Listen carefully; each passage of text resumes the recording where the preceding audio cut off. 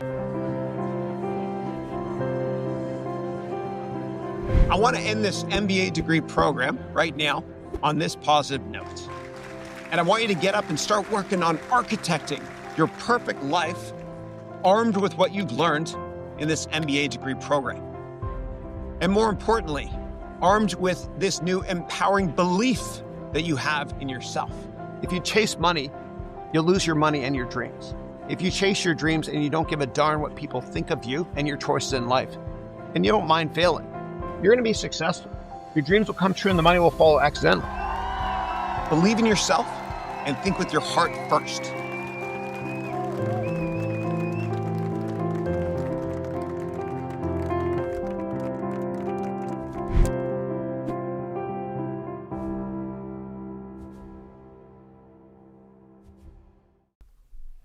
Good morning, good afternoon, good evening, and welcome to our 347th weekly webcast. Now, if this is the first time you're joining us, welcome.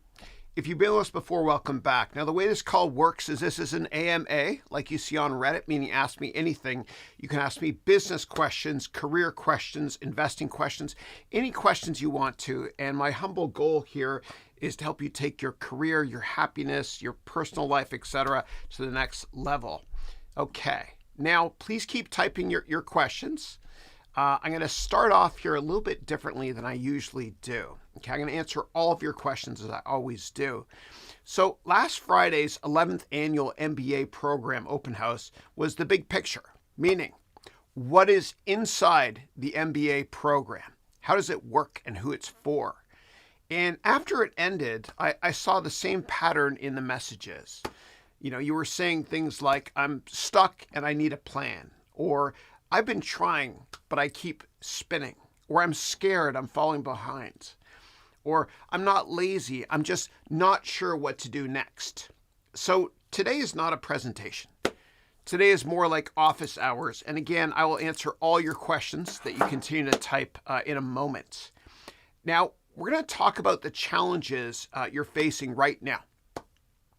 And I'm going to help you get unstuck. Then I'm going to show you exactly how my gold and platinum MBA degree program fits into all of that. I'm trying something different today. I'm using broadcasting software. Okay, here we go. This will be fun. It's fun doing this live, eh? All right. So here's my promise. You're not going to leave today with more information. You're leaving with clarity. You're leaving with a plan. And 3 specific actions you can do tonight. And if you decide the MBA is not for you, you still get value. And that's the whole point of doing this. Okay. So, quick ask. Please, everybody, use the chat like we're in the same room right now. Okay. And I want you to type this right now. Okay. In the chat, as you can see over my left shoulder here. Okay, good. My biggest challenge is, whatever it is, I have had this challenge for however many years, and this challenge has cost me however much money it costs you every year. Again, please type what you see over my left shoulder in the chat right now. For example, my biggest challenge is that I keep getting passed over for a promotion. And you've had this challenge for 3 years now. And this challenge cost me $25,000 per year.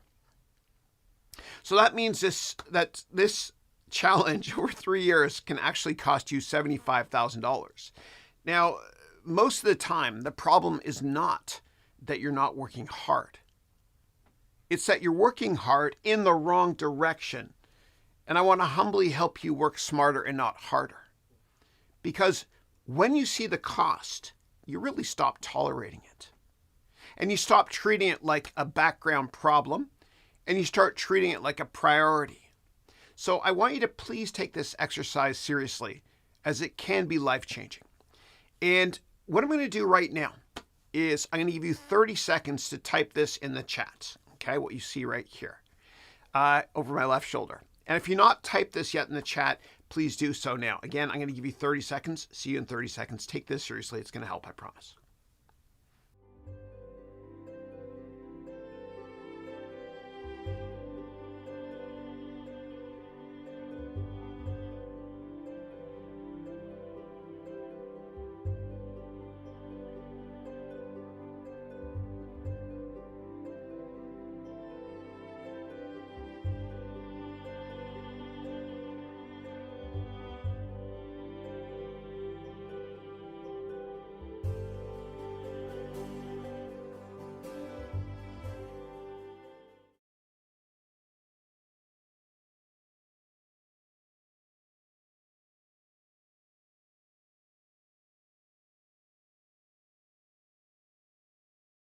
Okay, welcome back. Usually, most of you are dealing with one of three things, three problems: career, money, or business. Those three, okay? And they're different details, but the same buckets. And here's what I've learned after many years of teaching. Okay, so I'm in the second decade now of running this company. So when people are stuck, they usually think like they need a new personality. They actually don't. What you need is a new framework. So what I'm going to do is I'm going to teach one framework for each of the three buckets you see over my left shoulder here. Then I give you a quick assignment for each, and then we'll do Q&A. So keep typing your questions, please. Now, before I teach, what I want you to do is I want you to type 1, 2, or 3 in the chat, meaning which bucket is most urgent for you right now. Meaning 1 for career, okay, which could mean promotion, interviews, job changes, confidence, or networking. Or what you can do is you can type 2 for bucket 2, which is money, which could mean saving, investing, fear of making a mistake, or building a system. And lastly, type 3, or threeth, as my son Andrew used to say, type 3 for business, which could mean starting a business, pricing your product, service, customer, scaling, or turning ideas into plans. Okay. Now, let's talk about bucket number 1 first, meaning career. And here's a story that I see constantly. Somebody is smart, they work really hard, and they're reliable, and they keep thinking, if I just keep delivering, somebody's going to notice. Sometimes they do, but usually they don't. And it's not because you're not good. It's because the system is noisy, and hard work is not a determining factor for success. So here's the simple truth. Career growth breaks into one of three places: skill, story, network. So let's talk about move number 1 of 3, which is skill, okay, which you see right here over my left shoulder. Okay. Now, if you want the next role, you need proof you can do the next role. Okay, it's kind of like before you get promoted in a company, you have to prove you can actually do the tasks needed at that role. So you don't need confidence for this, you need proof. Okay, moving on to number 2 right here, which is story. Your resume and LinkedIn need to tell a clear story. If your story is fuzzy, you get filtered out, you don't get the job. And when you create your LinkedIn profile, and I create the whole darn thing for you in my programs, but when you create it, you got to think to yourself this: every single word on your LinkedIn profile and resume that does not make it look like you're laser focused on this job you're trying to get is a waste of a word. Okay. And lastly, number 3 is network. Okay. And this is the one that people tend to avoid, even though it changes everything. Okay. I've said this many times before: your network is your net worth, and relationships are always more important than product knowledge. And you can't simply outsource your career to an online application portal. You really need conversations, and conversations create referrals. And here's a message that works because it's real. Hi, John. Quick question for you. I'm exploring roles in investment banking or whatever job you're looking for. I respect your work. If you had 60 seconds, what's one thing you'd recommend I do to stand out? Now, that message is not begging. It's just asking for advice, okay? And people really like helping. Ask and you'll receive. It's prophetic, and it's been true since the beginning of time. And remember that closed mouths don't get fed. Now, in the chat, if you want, please type, what is your biggest blocker? Meaning skill, story, or network. Okay, let's move on here. We're almost done. I'm going to take your questions. This is fun. All right. Time for your career assignment. I want you to do the following tonight, please. I want you to pick one target role, as you can see over my left shoulder there. I want you to pick one target role, and I want you to write down 2 skill gaps you have. Okay, and then choose one proof project that you can finish in 14 days, meaning 2 weeks. Then I want you to list 10 companies that you want to work for. And by the way, this is why people feel stuck for years, because they never choose a target role. They keep it vague, and vague goals do not produce clear actions. You got to come up with a goal, man. So Jeff Bezos, who we know used to run Amazon, what he used to do with all his product managers was he made them all, every single year, write down a press release today that's going to be released many years in the future. So he had his product manager on Kindle, AWS, Whole Paycheck, Whole Foods, every single division that he runs. Write a press release today that's going to be released many years in the future. And then there's a clear path, meaning goal of what you're looking to do. And in my MBA degree program, I also have an exercise where I help you create your 10-year simple, perfect resume today. Try that. Make your resume right now, your perfect resume in 10 years, right now. And then there's a gap that you can fill. All right, let's move on here. Okay, great. So we're now done with bucket number 1, which is career. What we're going to do in a second is we're going to move on to challenge bucket number 2, which is money. So let me go there with you. I'll change the slide here. Okay, fun.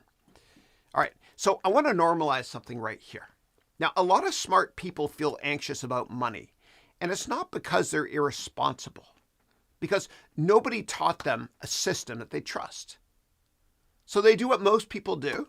They avoid it, or they overthink it, or they follow random advice online, and it creates this constant low-grade stress. Now, here's the simplest system I know that calms things down. And I got 3 rules here. Runway, auto-invest, protect. And let's start with rule number 1 of 3, which you can see over my left shoulder here, okay, which is runway. So you need some breathing room. And what I want you to do is start with building 3 months of core expenses saved and work towards 6 months of core expenses saved. And you're going to sleep better at night this way. Let's now move on to rule number 2 of 3, which is auto investing. So consistency beats perfection. What I want you all to do, please, if you can, is I want you to automate the same day every month. Okay, for example, if you deduct a certain amount of money out of each paycheck and have that automatically put into a retirement savings plan in your favorite ETF investments, okay? Do that every single month on the same day.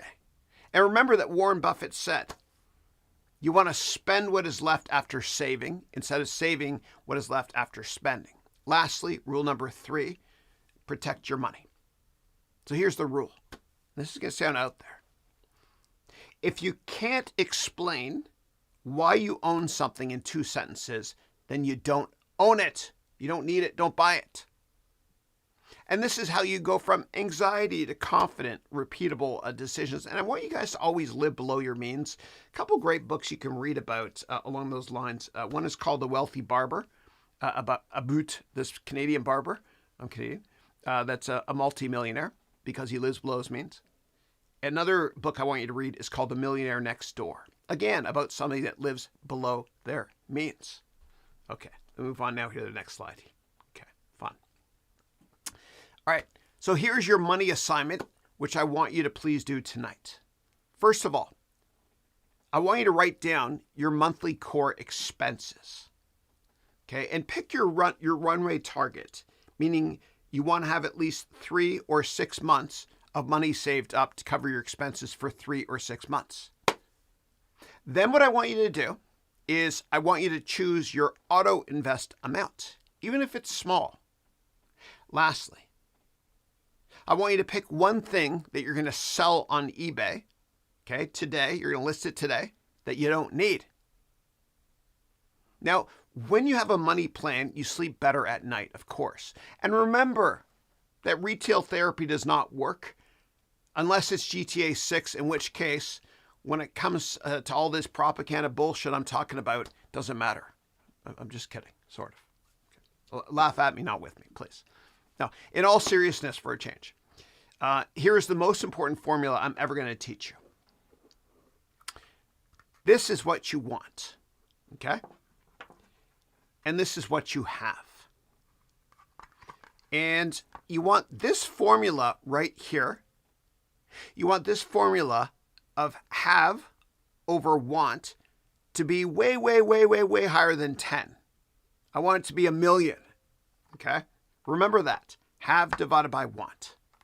Numerator bigger. All right. Otherwise, if you don't do that, then what happens is just like 78% of people that play in the NFL, 78% of them are broke 2 years after retiring. Okay. That matches my blue here too. Yeah. All right. Let's chat. Let me move on here to the next slide here. We're almost done here. I'll take your questions, guys. All right, great. All right.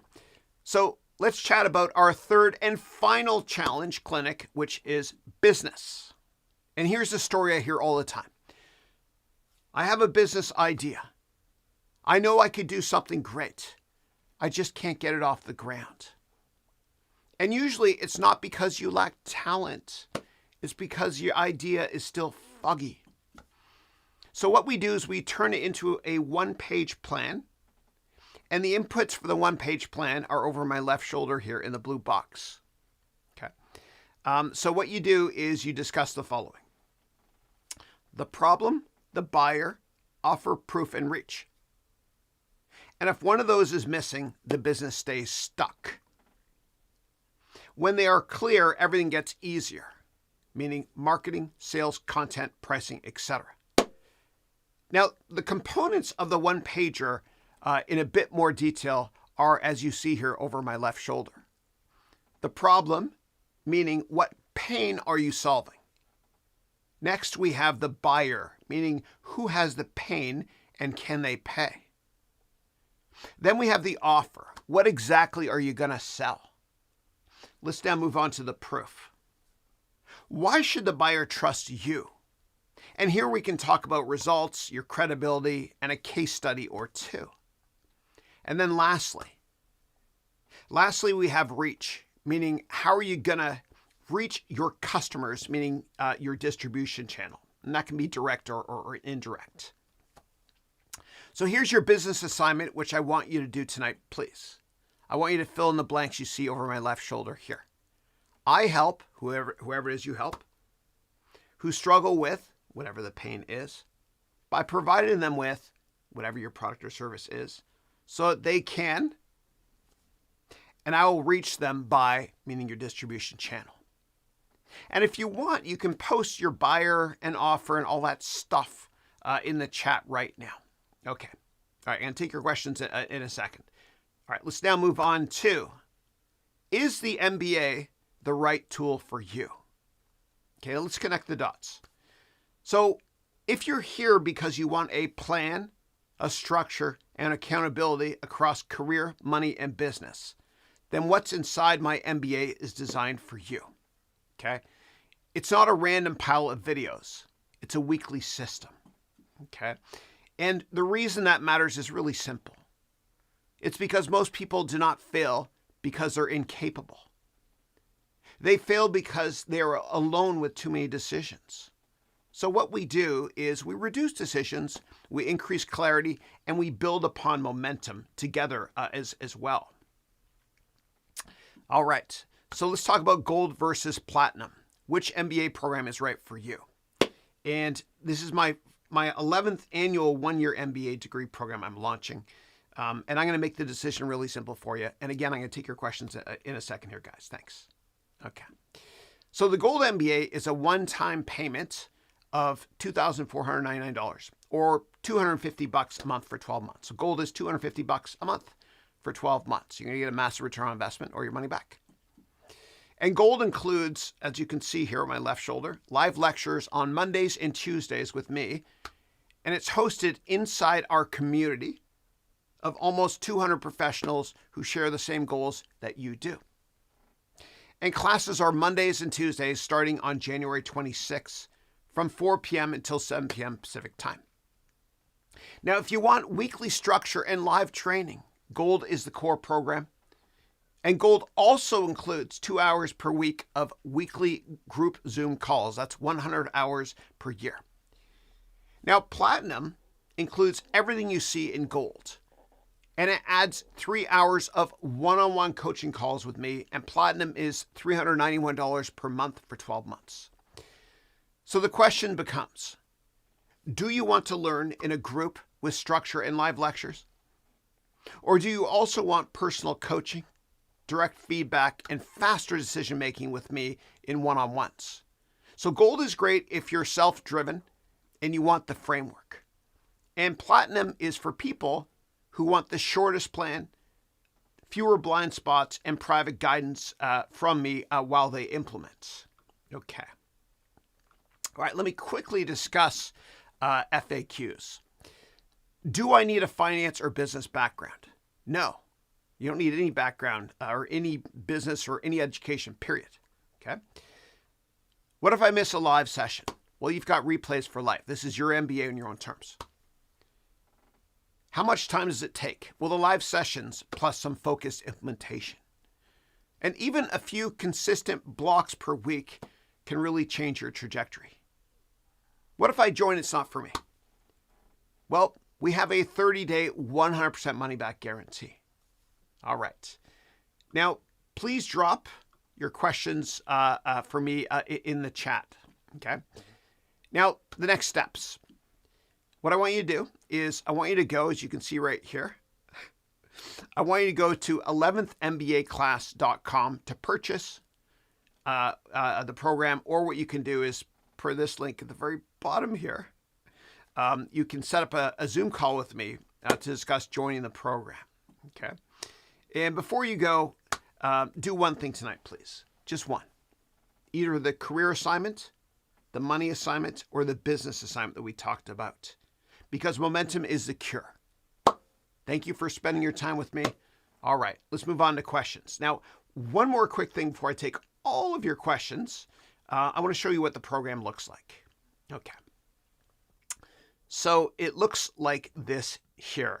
Okay. So you get lifetime access to all of these courses. Okay. And for those of you that have seen my stuff on Udemy and other websites, I no longer make courses there, and you can't get access to stuff there. Okay. So my 500-hour MBA program, as well as my individual courses, etc., you have it for life. Okay. And you have access to a calendar here of when we have our office hours, as well as the classes. But most importantly, in this program here, we've got 144 members. Okay, 144 people that are here to help you. And everybody introduces themselves. The culture is wonderful. There's no jerks in this program. Everyone is great. Everybody celebrates wins, and they encourage each other as well. Okay. And there's also an Android app, and there's also an iOS app. Okay, so I spent over $1 million putting this program together, and I think you'll love it or your money back. All right, let me move on to your questions now. The infomercial is done, folks. Just kidding. Okay, hold on a second. Let me find my footing here. Okay, great. Let me move on to questions now. Okay. All right, so first question I've got here is from Naveed, who wrote, hi, Chris. Hey, bud. Do we have an Android app for the Silver MBA? If not, is there a plan to have one? No, there never will be one. Yeah.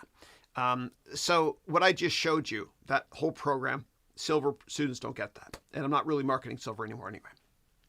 So if you want to get access to that app and my global community, prices start at $250 per month. You can set up a call with me at this link here. Yeah. And then you have to sign up before the 26th, and we don't have many spots left. Okay. All right. Next up, Peter. Hey, Peter. Peter wrote, hey, Chris. Hey, bud. What's an economic or financial reform or nation building project you'd love to see take place in the United States? Yeah. So I would say we need tax reform. So I'm definitely a capitalist. But I don't think it's fair that billionaires don't pay taxes. It's true. And I'll give you an example. So back in 2007, when Jeff Bezos was a billionaire many times over, not only did he not pay taxes, he got $16,000 back on his tax return. That's $4,000 per kid. He has 4 kids. And the way the tax system is set up in the United States is that you only pay taxes if you have a taxable event, like if you sell shares in your company. And so a lot of billionaires like Larry Ellison and others, what they do is they get tons of stock options. They don't sell them, so they don't pay taxes. and they just keep getting loans, and the collateral for the loans is their stock portfolio of the gazillions of Oracle shares he owns, and then the interest is tax deductible, and that's how he justifies his standard of living. It's not fair, man. It's bullshit. He hasn't done anything wrong. It's not his fault. It's the tax code. So I think what should happen is this. I think that billionaires should pay a mandatory tax every year, even if there's no taxable event. And the proceeds from that, in terms of the next part of your question, nation building, the proceeds from that should be to provide free education to everybody in the country. Yeah, because education is the most powerful weapon that we can use to change the world. And that's a great quote from Nelson Mandela, of course.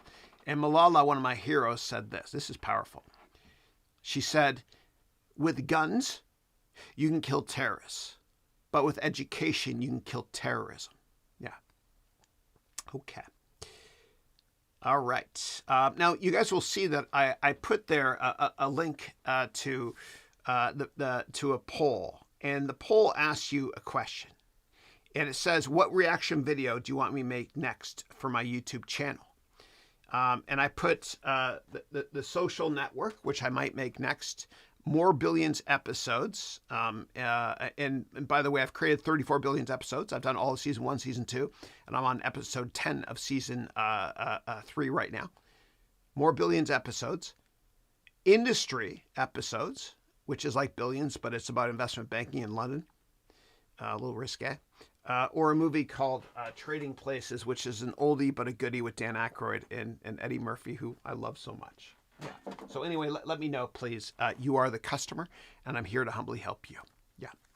All right. And whatever you pick is the one I'll start working on, and I'll try to have it out by the end of next week.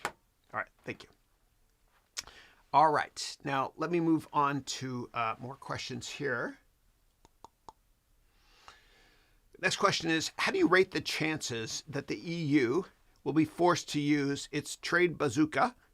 Could U.S.-EU relations recover from that, or is it very much a nuclear option that would cause too much damage? Yeah, you got to remember, everybody, that okay, so Donald Trump, love him or hate him, and I did not vote in the last election for many reasons. I'm more of a libertarian. But you have to remember that Donald Trump, love him or hate him, is a master negotiator. Okay? And usually, and I've said this so many times, usually when two people negotiate, party A says, give me this.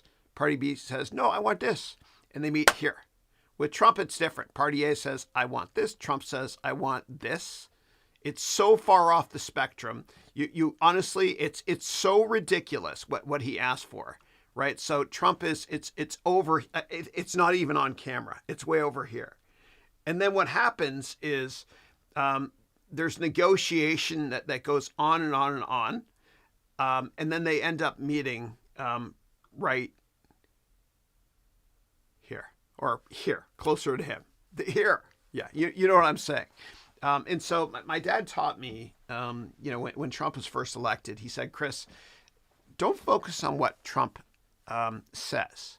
Focus on what he does. Okay? And every time the market is oversold because of what he says, I buy the snot out of it. Okay? TACO. Trump always chickens. Oot. That's how Canadians say it. Don't freak out with what he says. He's just a negotiator. Okay? Okay. And I don't think that there's going to be a massive trade war between Europe and the United States. Remember, it's all talk, but it's brilliant negotiation tactics. Okay. And nobody's perfect. All right. Next up, Malcolm wrote, politics alert. Sorry, Chris. Sure.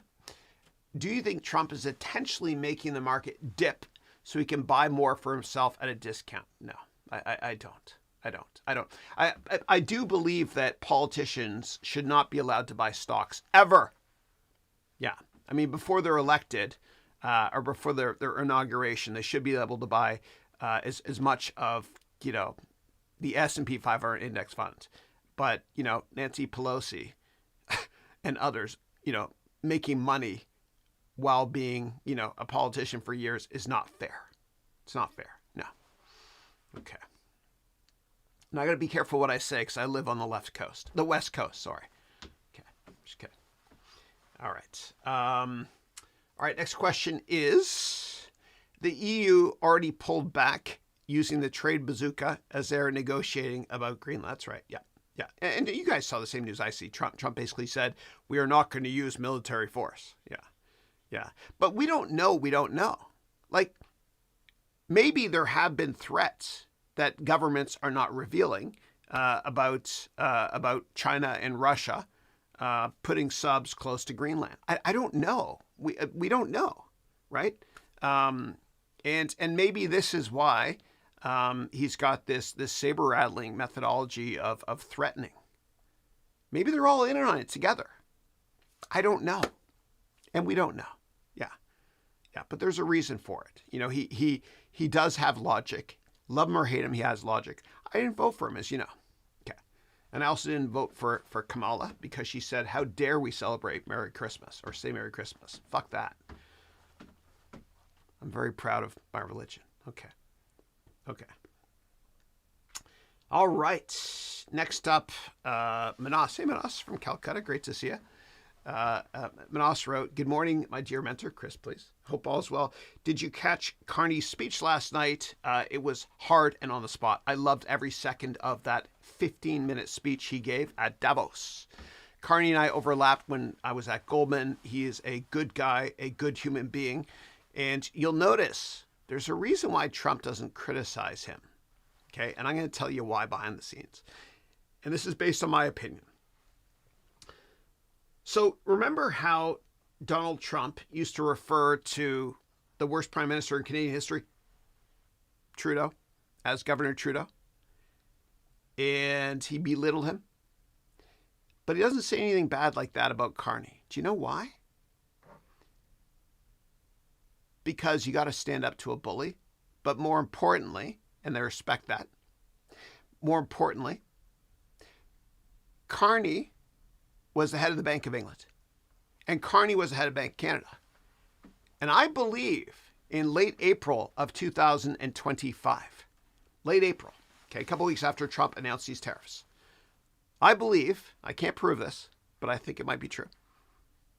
I believe that Carney got together with Japan and China and potentially United Kingdom and forced the United States interest rates to slightly go up by manipulating currencies. And I can explain that in more detail if you want me to.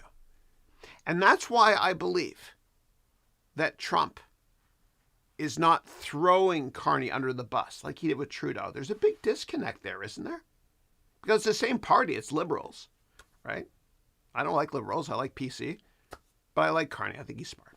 Okay, but his speech was wonderful. And for those of you that missed the speech, made me very proud to be Canadian by birth. And he basically, in a very classy way, said,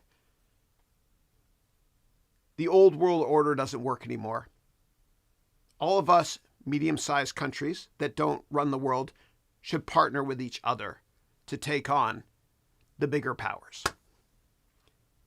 And Carney basically marketed Canada to the rest of the world as well. And he mentioned that they just signed a massive trade partnership with China, as well as other European countries. Yeah.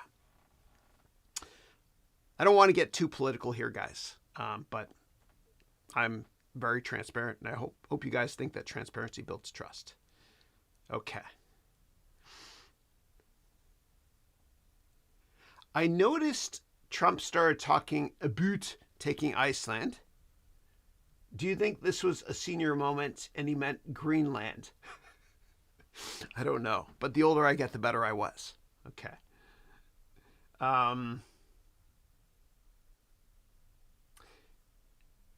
Yeah. I don't know. Maybe from Trump's perspective, he sees that, screw you, Putin, for trying to take Ukraine. Hey, you do that, we're gonna threaten to do that too. And if he doesn't threaten to do that, then maybe China can get away with it with Taiwan, which would be a disaster because almost all of NVIDIA's chips and other top semiconductor companies' chips and Apple's chips are made in Taiwan by a wonderful company called Taiwan Semiconductor. Yeah. All right. Next question is, do you think online learning will survive with AI? And also, is reading books an old school thing now with AI slobs? Yeah. No, I don't think online learning is going to survive the way it is right now. Okay. And you're seeing this with, Udemy and Coursera. Like that, they had to merge, or Coursera is buying Udemy.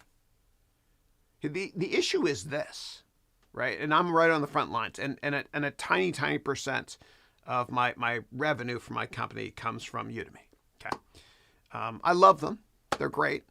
And I believe that, education solves all problems in the world, but they're slow to innovate. And another problem I see with online education, it's not Udemy's fault or Coursera's fault or anyone's fault, is that AI is taking share. Like, why buy a course when you can just go to AI and ask questions? So you're probably thinking to yourself, Chris, why are you marketing your MBA product then? Because of community.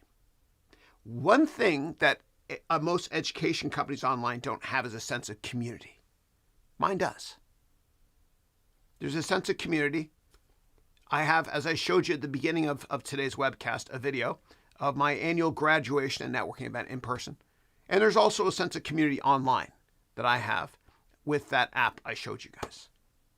And I think what's going to happen with online education is people are going to use AI, and then they're going to get depressed after a while because they're like, dude, I want one-on-one exposure. I want group. I want community. That's why I think that what we're doing is way ahead of the curve. Yeah, humbly. Yeah. Okay. All right. In terms of reading books, is that an old school thing now with AI slobs? I think so, only because you can summarize stuff quickly, right? So what I usually do is this. Alexa, read my book. Resuming the Anxious Generation from Audible. There's about 46 minutes left in this chapter and about 9 hours. 47 minutes left in this book. Evidence that something big... Alexa, stop. So I try to work smarter, not harder.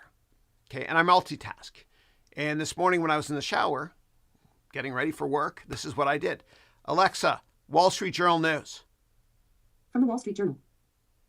Hey, it's Ryan Knutson, host of the Journal. Alexa, podcast. stop. So I multitask. Yeah. So I think the days of sitting down reading a book it's just too hard, man. And it's so interesting because my favorite podcast is Joe Rogan. That's right.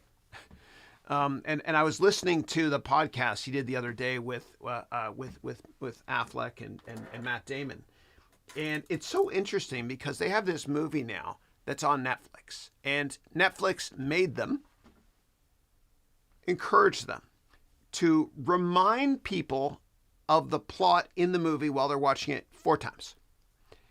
And the reason they're doing that is because consumer behavior has changed to the extent that when we watch movies on Netflix or consume media, we're usually on this device as well. So things are changing, and we can't really focus on consuming media the old way. Kind of like when it comes to online education. Things are changing as well. You need a sense of community. Okay. And if you have follow-up questions there, let me know. Thanks. All right, next up, what is happening with silver XAG? Yeah. I usually look at SLV. Okay. And how high can it go? I remember last year around this time, we were asking the same thing for gold. Yeah. Well, it's pretty simple to explain what's happening. Okay. So the Chinese government, and you got to think long term, right? And they say that Chinese communists are the best capitalists. So in the long run, do you think that the Chinese government is going to buy more or less of this stuff? Meaning bonds. Less. Okay, good. All right, now that we established that, what are they going to buy then?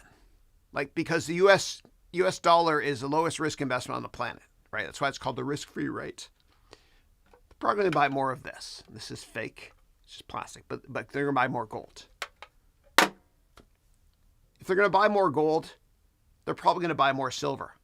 And silver is probably better than gold too, because it's got industrial inputs, like a lot of components. Like if you guys own like an old stereo receiver and it's sitting in your attic, put it on eBay, because the metals in it, there's silver in it too probably, is worth a fortune. Okay. So think about it that way. They're probably going to buy more gold and silver in the long run. Now, the issue with silver, though, which makes it not perfectly correlated to gold, is gold is a fear index, right? When people are scared, I'm scared about the economy, they buy more gold. But because silver has components for economic growth, it's used to build a lot of machines and stuff, silver tends to pull back when global GDP pulls back. Now, when it comes to gold, if you think the Chinese government's going to be buying more gold in the long run, okay, which they are, I think, they're probably going to be buying more Bitcoin as well. And that's why I think Bitcoin in 20 years will be worth $1 million per coin. I've talked about my thesis on why before. If you want me to go there again, just let me know. I'll go there. Thank you. Okay. Watches are also a good investment. Okay. All right. Next question is, what do you think of the Russ 2000? Yeah, the Russell 2000 index, which is 2,000 small cap stocks make up the U.S. economy. What do you think of the Russell 2000? IWM is the ticker for that too. Can we find alpha there and beat the market? And portfolio managers for years. Also, do you think quant models actually work? Yeah, if you can, please ask questions separately. It's easier for me, but I'll go through all of them, I promise you. All right, so the Russell 2000, I like looking at the Russell 2000 for investment ideas better, more so than the S&P 500 or the Dow 30. And the reason is this. When I look at investing stocks, I like to invest in what I humbly believe are 5x5s, meaning stocks that have 500% upside within 5 years. Okay. Am I wrong? Almost always. But if I'm a little bit right, I do really, really well. Now, it's hard to get 5x5s from large cap stocks for obvious reasons.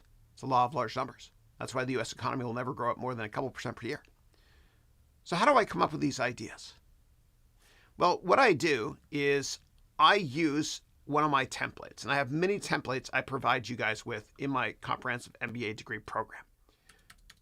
So what I do is I have a 100-step investment research dashboard. I start with qualitative research, like the management team, most important thing about a company, answer all these questions here. Then quantitative stuff, like the size of the market, market growth, etc. Then the most important part, which is financial research. And I answer tons and tons of questions.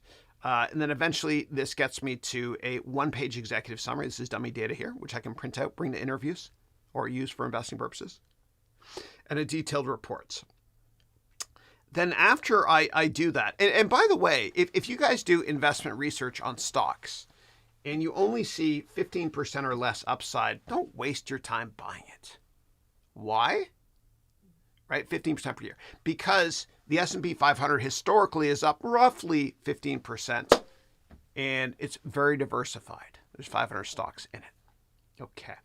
So after I do that thesis on the stock, then what I do is I do forensic financial statement analysis using AI. And if you're in my MBA degree program, I teach you this stuff in a lot of detail. And all this stuff is based on my real life practical experience and not based on theory. Big shout out to Gary Russian, who made this course with me. He's great. In my MBA degree program, you also get my real estate products. So you can look into what real estate you want to buy as your primary residence, investment rentals, etc. I also teach you how to forecast financial statements, which is the language of business, accounting, and finance, right? And then also, if you're interested, we also discuss cryptocurrency investments. Most are a scam. And then I teach you everything about venture capital and help you write your business plan and all that stuff. Okay. Let me get back to Big Chris mode over hither. All right, fun. Okay. All right, let me get to next questions here. All right. In terms of alpha to beat the market. Yeah, so for those of you not familiar with the term alpha, it's a finance nerd term for how much are you beating a benchmark by. So if a hedge fund is up 16% in a year, and the S&P 500 is up 15%, then you generated 1% of alpha or 100 basis points of alpha. Yeah, always do your own research. Do I think quant models actually work? For the most part, no, right? Unless you thoroughly backtest, okay? And I teach you how to use machine learning, regression analysis, and much more to backtest investment ideas to see if they work. Yeah, there's hardly any companies that have figured that out. The great example is Renaissance, which I can talk about in more detail if you want me to. Okay, next up, although I enjoyed reading Rich Dad, Poor Dad, Kiyosaki, yeah, I don't understand and disagree with Robert, when he says the stock market is rigged. Is it just because of the way he grew up? I don't think it's rigged, but I do believe that the best investment is the S&P 500, right? Ticker VOO. Do your research first, please. I don't give a damn what it does in the next year. I don't know the path, but I know the destination. And I think the S&P 500 will be up 15 to 20% per year on average for the rest of my life. There will be big down years, though. Yeah, I don't think it's rigged. Rigged would mean that insider information is allowed. Yeah, which it's not. But I do believe that government officials should not be able to buy stocks like Nancy Pelosi, etc., or Trump, or anybody. Yeah. Okay. All right. Next question. What are your thoughts on Canada preparing the army in case a U.S. invasion first time in 100 years? Yeah, it's never going to happen, ever. Ever. Yeah. I mean, Canada has to obviously build up its army to defend itself, but I'm not worried about that at all. Yeah. Okay. Give me 1 second. And if anybody wants to share their thoughts, go ahead, please. Yeah. But I'm the eternal optimist. Yeah. Okay, next up, Malcolm wrote, who can I turn to talk about my wins and educational losses? I'm the only one in my family to be investing and pursuing business ownership and real estate. At times, I feel alone in my stages of growth. Yeah, I'm 100% with you. So what I recommend you do, Malcolm, is set up a call with me. And I want you to join one of my programs. So with all of my programs, except for Silver Legacy product, but with all my programs, you get access to the rest of my members. So in this community, this cohort here, I've got 144 members, and everybody, shares wins per your question here. Okay. And progress. Everybody introduces themselves. I pre-screen everybody, so there's no jerks, because as you know, one bad apple destroys an entire team. Okay. So anyway, if you want to join this, just let me know. And I do a lot of in-person events as well. Okay. Thank you. All right, let me move on now to the next question. Okay. And then if you want to book a meeting with me, just go to that link you see down there. Thank you. Okay. All right. Do you recommend capped short-term growth plays as a growth investment, like holding a stock capped at, say, 4% for 3 years or so and trimming down when needed? Yeah. So my risk tolerance is a little bit higher than yours, to the extent that a max position size for me is 5% of capital, meaning I have 20 positions in my portfolio if it's all stocks. Yeah. In terms of only 3 years, no. I mean, I'll own a stock forever if I believe it's a great long-term investment. And once it goes way above 5%, of course, I'll trim and take profits over time. Because I want to be around to invest another day. So if you look at Warren Buffett, he bought Coca-Cola in 1990 or so. He still owns it today. And what he said was, whenever he buys a stock, he assumes the market's going to be closed for at least 10 years, so he can't sell it. And, for Buffett, the longer the view, the wiser the intention. He keeps it simple. There's a reason why he was so incredibly successful.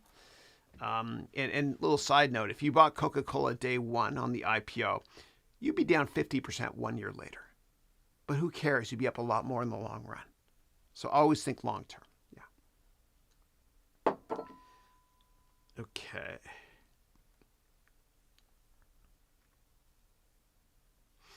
Okay, and I read every question.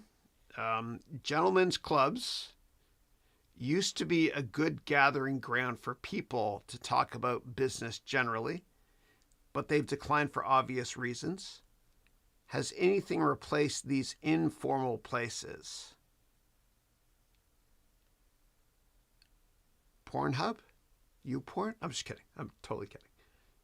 I have blockers on my at home, so nobody can access that. Aside from me. No, so nobody can access that. Yeah.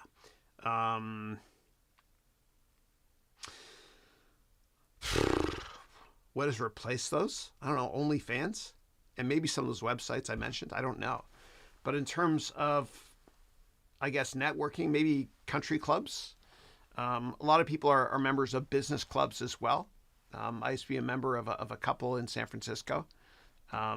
Just where you go and kind of, it's like a supper club. You can look into that. Yeah. Or there's the Yale Club or the Harvard Club. If you went to those schools in New York City, they have them. Whatever schools you guys went to, I'm sure there's clubs affiliated with that as well that you guys can check out. Yeah. Yeah. And I have a good buddy of mine. He went to Yale, and his mom was showing off he went there. It drove me crazy, man.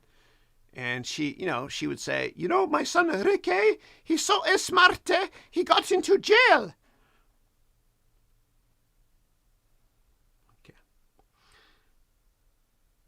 Okay. Let me move on now. All right. Jason wrote, hey, Chris, hey, bud. Are you looking at any space stocks? This will be a good year. Yeah. I mean, SpaceX, of course, is going to be a monster IPO. And I think later this year, Elon is going to be a trillionaire. People are talking about the IPO, being a market cap 800 to 900 billion. I think it'll go to 1.5 trillion. Yeah. So if you want to make money, what you can do is this. The second that the S1 is filed, and the S1, and that's how you'll know when SpaceX is going public.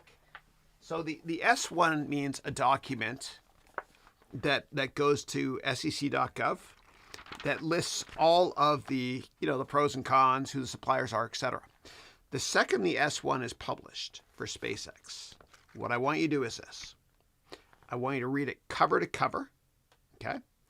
And what I want you to do is I want you to find out who the suppliers are and look to maybe invest in those suppliers. Yeah. Okay. In terms of space in general, it reminds me of my Spanish girlfriend who broke my heart. She broke up with me because she wanted some space. So now you made me sad. I'm just kidding. Okay. All right, let's move on now to Javesh.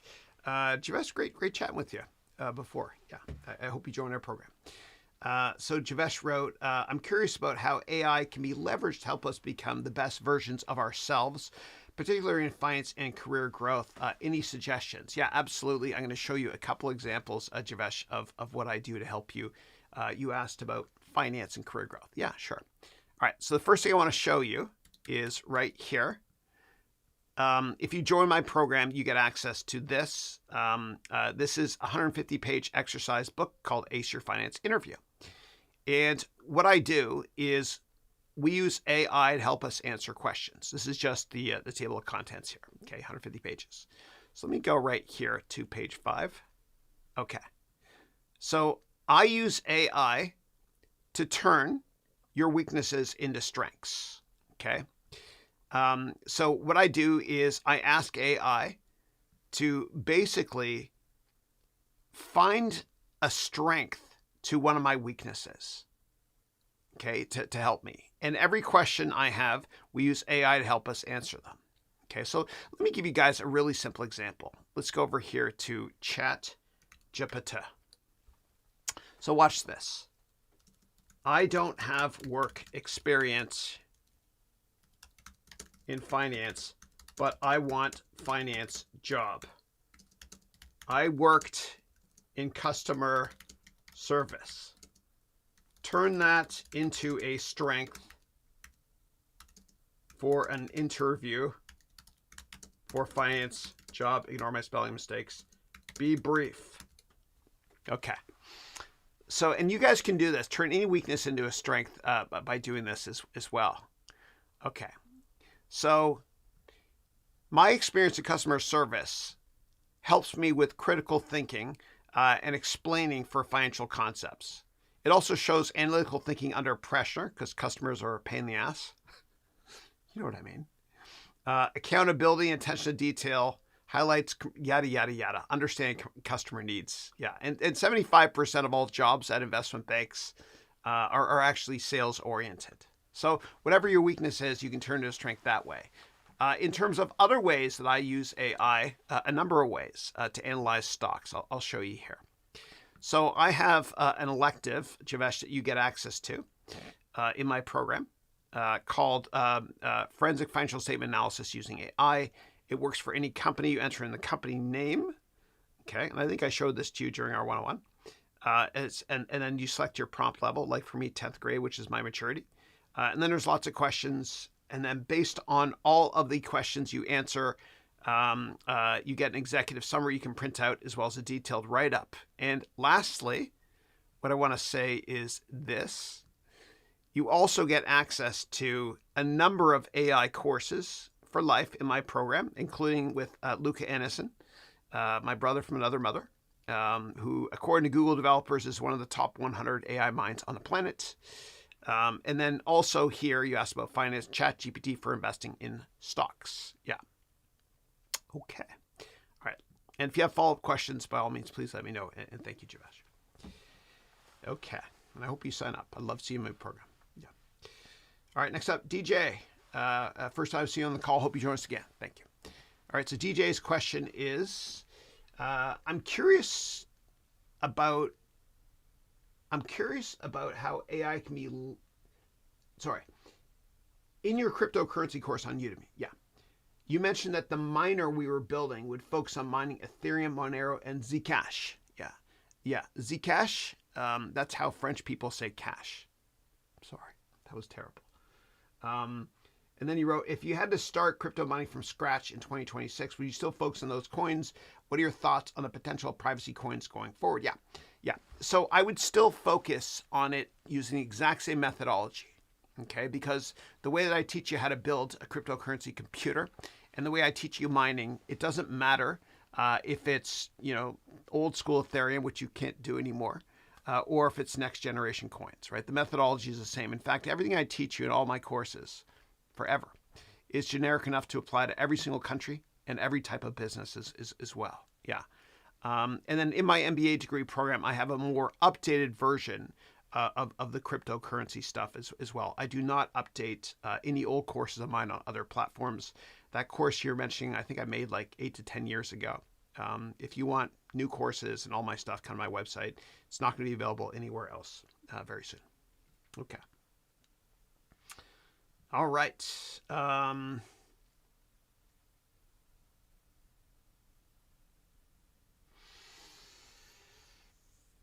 Yeah, but dude, whenever you're doing investment research on cryptocurrencies, please keep in mind that most cryptos are a fucking scam.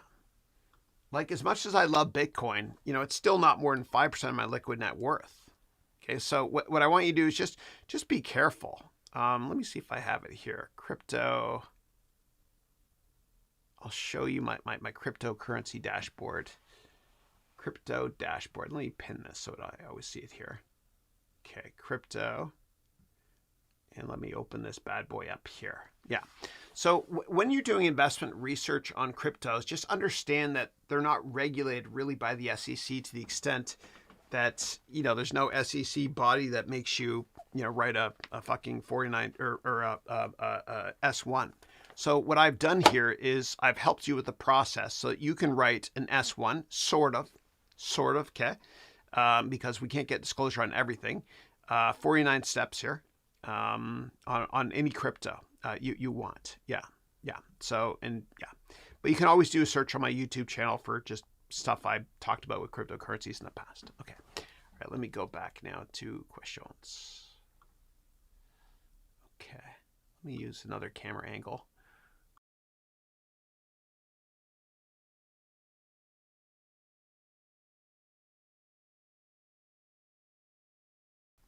All right, that camera angle's audio isn't working, so I'll stick with this one. It's amazing, dude. This is my 347th weekly webcast, and there's still mistakes. Okay. I think we're good. All right. Next question I've got here is,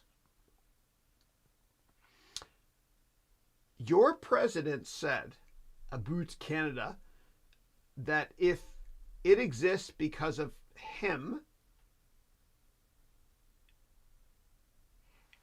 and the States, it is objectionable and kind of painful to hear. I love Canada a ton of my family there. What are your thoughts as a Canadian? I didn't see that comment, but I'm very proud of my heritage, and let's keep in mind that what Canada did to the White House over 100 years ago.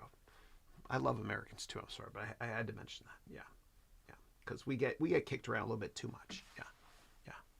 But I love it when Canadians stand up for themselves. And one of my proudest moments as a Canadian was when all those Canadian truck drivers during COVID were parked in front of Parliament, saying "F you, government, for micromanaging our lives," or you Orwellian left wing pricks. Yeah, and I'm talking about the Trudeau administration. And I went to school with Justin Trudeau, and I can tell you plenty of stories. Okay. All right. I like the idea. Chris, hey, how are you, man? Chris joined my my Gold MBA program. I think I have a one-on-one orientation meeting with you today at 1:30 Pacific time. I think Chris is a fellow Canadian. I think, yeah. So Chris wrote, I like the taxes for education. Billionaires also benefit from a more educated society just from a reduction of crime. Absolutely. Absolutely. And you know what's fascinating? Fuck it, I'm going there. I don't care. All right. So I like to look at statistics. And without data, you have a thesis and nothing else. Did you know that the number of murders in the United States is down so much over the past year that it's actually at the level that we last saw in the year 1900. Yeah. So I don't disagree with some of the policies of the Trump administration. I wish it was done more tactfully, but numbers don't lie. Yeah. Again, I didn't vote for Trump or Kamala. I'm a libertarian. But I do go back and forth. Like when I was a kid growing up in the 80s in Canada, if I was allowed to vote in America then, I would have voted for Ronald Reagan, who's my fucking hero. Love that guy. All right. All right, let me do a quick check on the poll here, see what you guys want. Okay, 43 votes so far. Please keep voting. That's not enough. I want everybody to vote in this call, please. What reaction video do you want me to make next to my YouTube channel? 40%. Oh, interesting. 40% are saying The Social Network. And 35% are saying more Billions episodes. And it looks like industry's a loser. We're not going to do it. And then Trading Places, we're not going to do it either, I guess. Yeah. Okay. So The Social Network's at 40%. More Billions episodes at 35%. Let me know. You guys have until the end of this this webcast to vote on that. Thank you. Okay. Okay, next up, your episodes on Billions are fire. Thank you. That's my kids say too. They always say, "Oh, that's fire." Yeah, yeah. And one of my kids called me the goat for something a while ago, and I thought, "What am I a goat? Like that's like goat's not cool. It's not nice." I don't know what he meant by that. Yeah. I listen to my kids and I pick up on how they talk too. They used to say "bae." That's so bae, B-A-E, better than anyone else or before anyone else. Yeah. They say groovy things. All right. Your episode on Billions are fire. How do you edit them specifically? The scenes of the series. How do you know Andrew Ross Sorkin, the NBC? Also, did you know Andrew Ross Sorkin, the NBC anchor, is the producer of the show? Oh, of course. I know everything about that guy. He's one of my heroes. Yeah. He's an unbelievable person. Yeah. He's so well spoken. You know, he doesn't age. He's like Bob Costas used to be. Doesn't age. Yeah. Yeah. No, I know a lot about him. Yeah. I love his stuff. So there's two co-creators of Billions. There's Mr. Sorkin and somebody else. The other person has left some really nice comments on my videos as well. And a lot of people that worked on the Billions series, you know, as stagehands, behind the scenes, editing, etc. They've sent me tons of messages over the years saying, thank you. Now I understand what we were doing. Yeah. I absolutely I love the series to death. I've done 34 episodes so far. There's so many more to do. There's 7 seasons. I'm almost done season 3. I have to finish what I started, but you guys are the customers. You guys let me know. I edit everything myself. I thoroughly enjoy it. And then what I do sometimes, I have Jean-Marco, who works on my shorts, add some bells and whistles. And I repurpose the content. I want you guys to do this too, meaning think like Gary Vaynerchuk. So Gary V, he's a social media dude from Brooklyn, abrasive, but you grow to love him. Okay. And he talks about the content pyramid, which means this. So on this weekly call, people ask questions. Then what we do is we repurpose those questions and put them on my different social media channels over the next week. The 7 best questions will become, I don't know, daily videos on my TikTok channel, Instagram channel, sometimes LinkedIn, etc. So you got to repurpose all that stuff. And that's exactly what we do as well with my billions videos. They become shorts. So all the shorts, many of you are on this channel because you watch the shorts. My video editor, Jean-Marco, he takes each of my weekly videos and then turns them into shorts. My last billions was a loser one, man. I don't know why it's not doing well. Maybe you guys can tell me. Maybe it was the title, but let me show you guys here. I'd love to get your thoughts on it. Let me go to my YouTube channel. Okay, here we go. All right, so I'll show you here. So videos. So here, this billions one here, it got 2,000 views. And the one before that, I did my first video ever on local news or news events. The Trump one did really well. But my billions ones haven't been doing as well. Like I did this one on cryptos, 4,000 views. And I say that because, my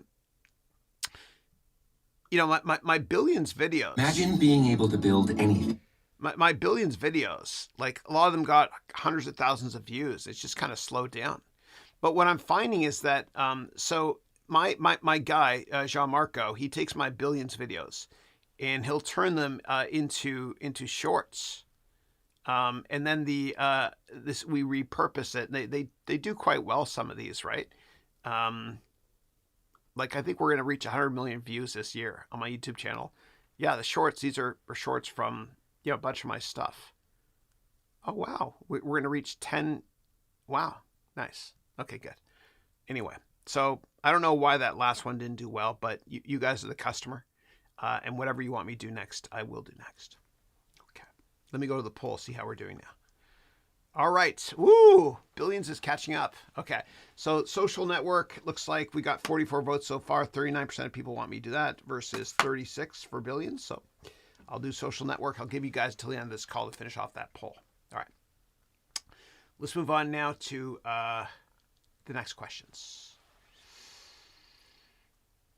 Okay.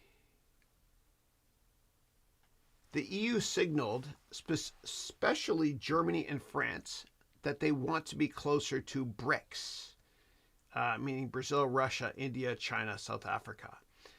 It's hard to do that because it's hard to pick up a country and physically move them closer to Brazil. Yeah, I'm so sorry. That was awful. And do you know that Brazil is so massive that the north of Brazil is closer to Canada than it is to the south of Brazil?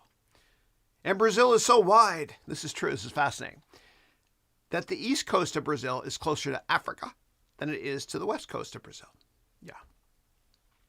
Yeah. I mean, yeah, it makes sense that Germany and France want to get a bit closer to the BRICS.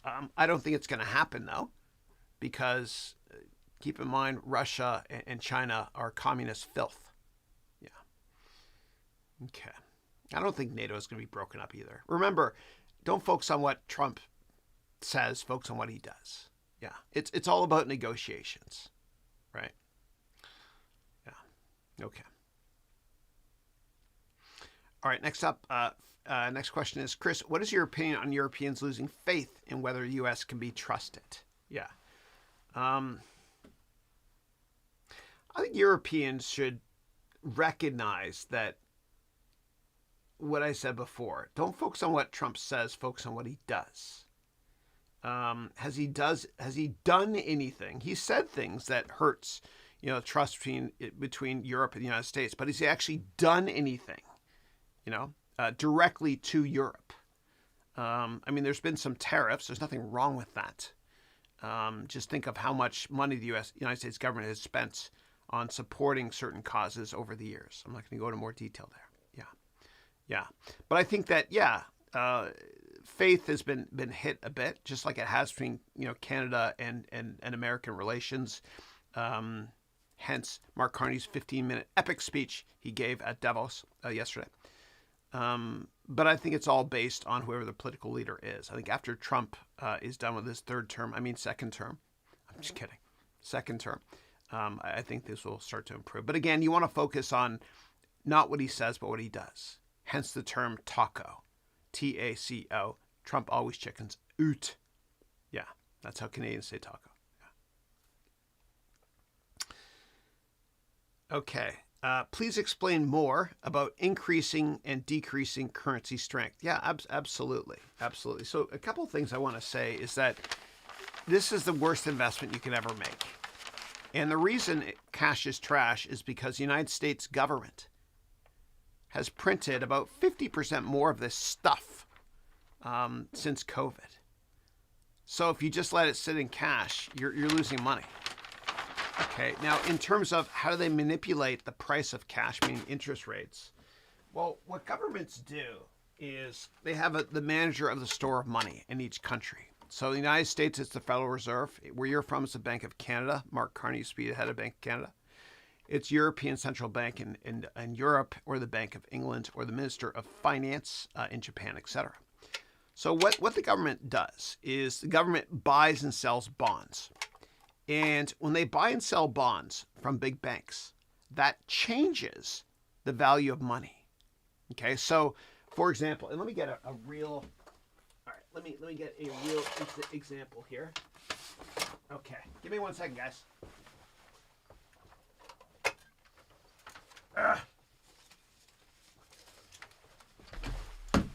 All right. That's not a graphic there. All right, so I'm going to pretend that I'm the Federal Reserve, meaning the manager of the store of money in America. Okay. And you're all banks. Okay. So what I'm going to do is I'm going to buy and sell bonds from you. Okay. So first thing I'm going to do is you have a bunch of bonds, United States government bonds. I'm going to buy these from you. I'm the government, you're big banks. Okay. I'm going to buy these from you. Okay. So what I do is I give you money when I buy this from you. So I increase the amount of money out there, right? And that's like a Fed rate cut. And so when the supply of anything goes up a lot, the price goes down, right? So for example, if you can't find the Switch 2 anywhere, price is high. But if Nintendo makes a lot, increased supply, price goes down. So when the supply of money goes up a lot, then that means that interest rates go down. Okay? And so that basically, and the reason I'm using a gun is because you jolt the economy, right? You jumpstart the economy every time you cut rates, right? And then if inflation is going up a lot, you do the opposite, right? What I do is instead of me buying bonds or selling bonds, I buy them back. Okay. Right. So, and then what I do is, or I sell them to you. You buy bonds from me. I take money and I put it out of circulation. Okay. And that basically is monetary policy, the policy of money. Okay. And if you have follow-up questions, please let me know. Yeah. Okay. All right. Next up, good morning, Professor. Hey, Sean, how are you, man? Sean's one of my amazing students in my premium program, along with his incredible wife, Shelly.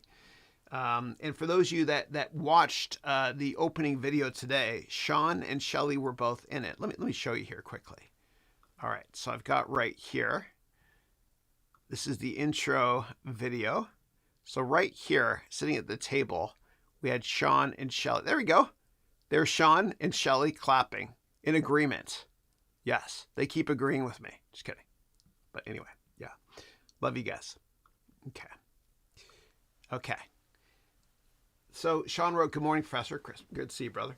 I saw you analyzing a balance sheet that listed options as a hedge against currency volatility. How would that look like for a company hedging politically driven interest rates? Yeah. So what happens is, so companies will hedge natural resources, and they'll hedge currency exposure as well. Okay. And also interest rate hedges. Okay. And those are called swaps. And the way they do it is, let's say that, like Southwest, for example. Okay. Southwest Airlines, which has the best customer service of any airline out there. Okay. So Southwest Airlines, what they did back in 2003, okay, and is they hedged oil. Okay. And they hedged the price of oil in 2003 at $30 a barrel for the next decade. And then what happened was the price of oil went up to $150 a barrel, that's right, in the summer of 2008. And Southwest had hedged and locked in $30 a barrel. And then as a result, they were very profitable, and they actually did something predatory. They cut prices, right, to force other airlines, Delta, DAL, Continental, CAL, American Airlines, AA, into bankruptcy. Okay. That's how they did it, right? And that was the rare situation where a CFO of a company became CEO of Southwest, ticker LUV. Okay, and this here is an oil barrel. And I got this from Nintendo World, actually, in Japan. I was in Osaka and Kyoto with my kids and my wife. And that's an oil barrel, because Donkey Kong, he used to throw oil against Jumpman, who is Mario. Yeah.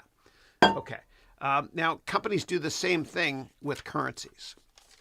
So, for example, SAP, which is a great German software company, one of their biggest markets is the United States.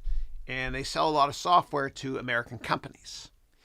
And if the American dollar goes up or down a lot, then it makes their profits in euros go up or down a lot. So they can lock in using currency hedging there as well. Now, the best way to understand what a company or a country's hedging policy is you need to look through the 10K, meaning the annual reports. And you have access to this, Sean, in your dashboard. You have all my courses, right? All right. So what you're going to do is you're going to take this course, Forensic Financial Statement Analysis using AI, enter in the company name, and then you're going to go to footnotes analysis, okay? And then within footnotes analysis, the way to find out what a company's exposure is when it comes to currencies or FX or whatever it is to look at derivatives and hedging activities, okay? And I have all the prompts here as well for you to be able to do that, so you can make your executive report and detailed reports. Yeah, and so when you guys read annual reports, meaning 10Ks, focus most of your time on footnotes to understand what the company's exposure is to commodities, hedging stuff, etc. And then by law, what companies have to do in their footnotes is they have to tell you how much debt is coming due in each of the next 5 years and thereafter. You can't just look at a balance sheet to understand that stuff. It's not listed there. They're in the footnotes. Okay. MU wrote, Carney is both classy and wicked smart, as we say here in Boston. I love it. I got to watch The Departed again. One of the best movies. I love that movie. Yeah. Very cool. Yeah, he is classy, and he really, that was a good advertisement for Canada yesterday. Yeah, makes me proud. Okay, next question is, the deficit has added 2.2 trillion in the year. One of the greatest presidents of all time. Do you think, this is you saying it, do you think it'll be great to see how much deficit rises when the term ends? I think that the theory here is that with this big, beautiful bill, whatever you want to call it, the theory is that if you have tariffs, then eventually the deficit will decrease. Yeah, but keep in mind that the U.S. system is rigged to their benefit, right? So the United States doesn't have to pay off debt, And what people don't understand is that debt is not a bad thing for the United States. And people have been talking about this for decades. It's the end of the United States, too much debt. Well, it's the lowest risk investment on the planet. That's why the risk-free rate, is not LIBOR anymore. I mean, London Interbank Offer Rate.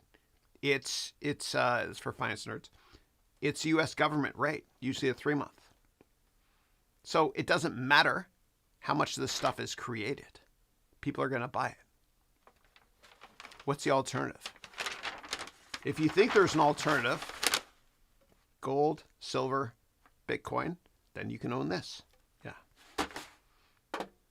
So the United States was set up as the leader of last resorts, the lender of last resorts, I should say.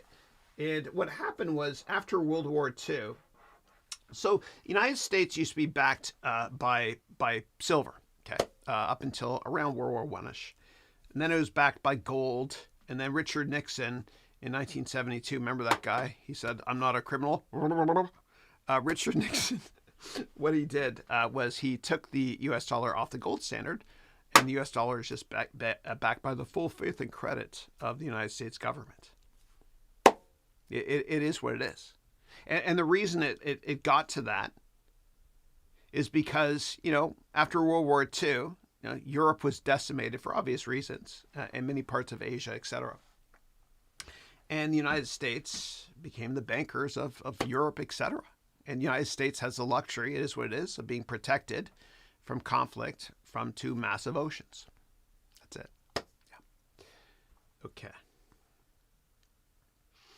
All right, Alfie wrote, if you had 50K, what would you do with it aside from learning a skill, etc.? Yeah. Well, the first thing I would do is I would make sure that I max out my retirement savings. Okay. Every country has different retirement savings program. In the United States, it's called 401k. If you're overseas and you're not sure what it's called in your country, say, what is the Canadian equivalent, for example, of the 401k? In Canada, it's the RSVP. The RRSP. So you want to max that out because it can grow tax-free. Okay. So that makes up close to half of that 50K. The other half of the 50K, I would look to see if I have any outstanding debt that's credit card debt, right? Which is 20%. That's insane.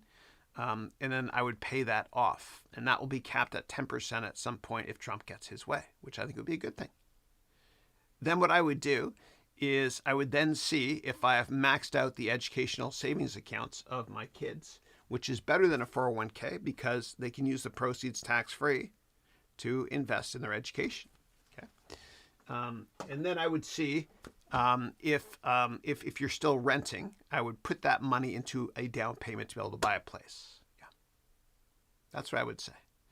Now, if you're thinking of what specific stocks would you buy, well, do your research yourself on that. But I'll tell you what I do when I'm not sure what to buy. I just throw it in ticker VOO. Okay. Now that's the S&P 500. And usually a ticker that starts with the letter V. If it's an ETF, it's my favorite ETF company, which is Vanguard. So I'll show you here. VOO. Okay. Vanguard ETF. So the fees here are only 3 pennies per $100. That's low expense fees, and this represents the S&P 500. Do your research first on this, please. But I think, just me, but do your own research, come up with your own opinion, please. I think that the average return for the S&P 500 on an annual basis for the next couple decades is going to be 15 to 20%. I do. Of course, there's going to be big down years, I promise you, but I don't give a damn. I don't care about the path. I care about the destination. Yeah. Okay. Okay. Freyhus wrote, hey, once again, be blessed, Chris. Hey, how are you, man? Excellent. Excellent. Yeah, it was a pleasure speaking with you today. Yeah. Thank you. Okay. All right. Next question is, if you can teleport to your 35-year-old self, what advice would you give to that version of Chris MY? Yeah. So I'm 53 right now. I'm going to be 54 very soon. And I want you all to know that age is just a frame of mind. Okay? It's like the Rodin sculpture, I think, therefore I am. And the average life expectancy today is, I think it's 26 years longer than it was in the 1950s. It might be 30 years longer now. So if it's 30 years longer, then that means that I'm not 53, I'm 23. I'm your age exactly. Manas. Yeah. Yeah. But if I go back in time and give myself advice, it would probably be something like this. I would probably say, Chris, do you believe in God? And I would say, yeah, of course. And then I would say to younger Chris, Chris, does God believe in you? Of course he does. And then I would say, well, Chris, if you don't believe in yourself, you might have to question your faith. And you know we're never going to question our faith. So don't worry. Don't worry about the past because you can't control it. Work very hard and you will be able to control the future. And don't worry if you have stumbling blocks along the way, because that's God creating stepping stones for you. And you might not understand this. When I say you, I'm talking to all of you because I love you guys. You might not understand this, but when you have career setbacks, you might look back upon that many years from now and say, thank you, God. Thank you for guiding me down that different path. Because with that frustration came breakthrough. Thank you for me getting fired. Because if I didn't get fired, I wouldn't have written, like, for example, I'll talk about J.K. Rowling, who I love. So J.K. Rowling, she hated her job. She was an assistant, single mother, poor thing. And she got rejected by 30 or 40 editors. But in hindsight, I'm sure she said to herself, thank you, God. Thank you for allowing me to have the frustration in my life of hating my job as an assistant. Because without frustration, there would be no breakthrough. Michael Bloomberg, same thing. He got fired working at Merrill Lynch. And I'm sure he's happy in hindsight he got fired because he got his epic revenge. The same thing with all of you. If you're frustrated with what you're doing right now, and I say this with love in my heart, good. Because frustration leads to breakthrough. Frustration leads to reinvention. Frustration leads you to understanding your raison d'être, your purpose, your passion. Why were you put on this earth? And if I can humbly help you to find your next passion or reinvent yourself or be your career coach, then I've done my job. Set up a call with me if you'd like to learn more. Yeah. Okay. All right, next up, in Jim Simmons' book. So Jim Simmons, for those who are not familiar with Jim Simmons, God bless him, he passed away not too long ago. I think he was a smoker. So Jim used to work for the U.S. government in the NSA, and then in 1983 he quit the NSA. He's a brilliant mathematician. To start his own hedge fund called Renaissance Technologies, where his average annual gross adjusted return for several decades was 40 or 50%. And the way he did it was he used AI before anybody knew what AI was, and machine learning. And we'll never know how he picked stocks, his firm. Okay. You can always go to rentech.com to learn more about his companies. But basically, he had thousands of Linux servers running in parallel that would pick stocks. We don't know what's included in those, but it's a very, very, very, very rare example of somebody leveraging AI the right way in machine learning to pick stocks. Yeah. Okay. So your question was, in Jim Simmons' book, which I'm reading, Early Days of Quant, most traders use moving averages and some random strategy. Also in the book, it is mentioned Renaissance holds positions for short term, a few days. Why so? Yeah. Again, we'll never know what's in the algorithm. It could be something as simplistic as this. If stock has good fundamentals and RSI equals 20, buy. If stock has bad fundamentals and RSI equals 80, short. We don't know. Or, and this is a stupid example, if if it's raining a lot, short restaurant stocks. Because restaurant stock, like people don't go out to eat, when it's raining as much. Yeah. Or something behavioral finance based, like if CEO sells shares, then short, and vice versa. Yeah. And they hire mathematicians there, not finance geeks. Okay. Chris, you appear to have a great work from home setup. Can you please walk through some key aspects of your setup? Yeah, absolutely. Absolutely. And give me 1 second. I want to see if I can switch to another camera angle.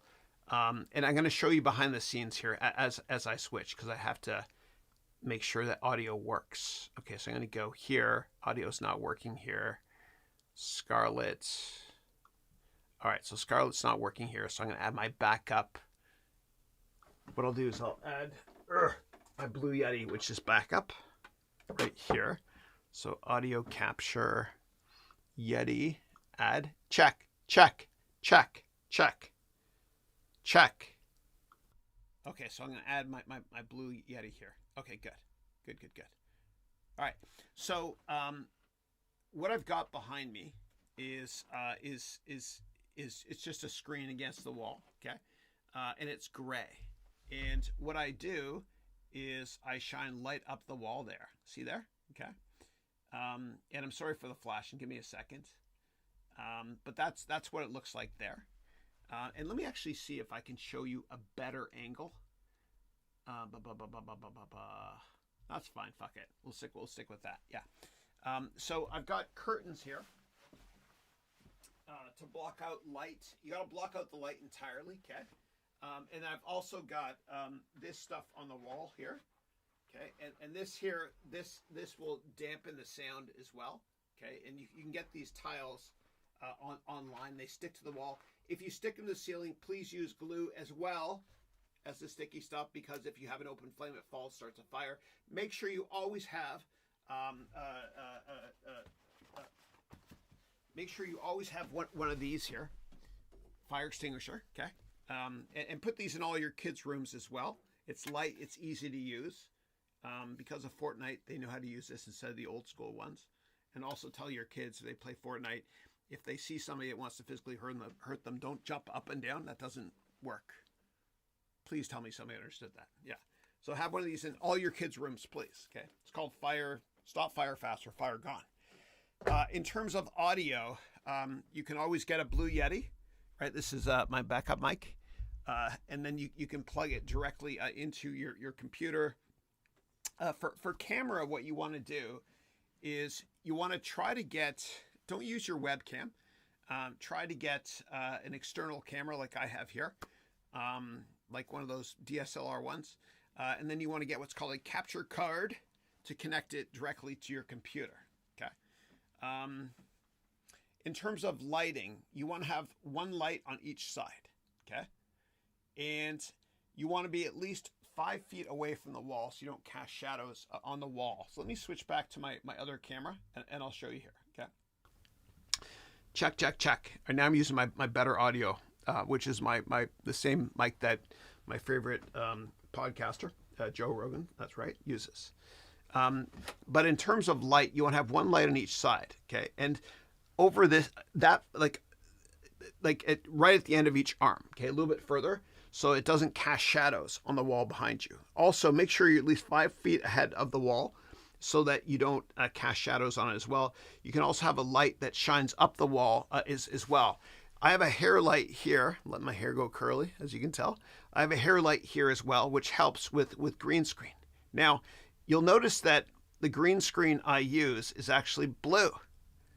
And the reason I use blue screen behind me is because I want to thank my grandmother. I miss you, Grandma, who's in heaven with my sister, Katie. I miss you both. Hope you guys are partying like rock stars up there. But my grandmother's part Irish, so I have green eyes, and so is my mama. Love you, Mama. Hope you feel better today.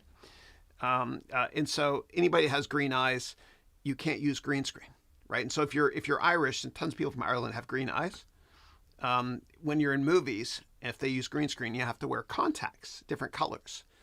So that's why I use blue behind me instead of green. Oh my God, I talk a lot. Yeah. Aside from that, what I do, I really believe in multitasking.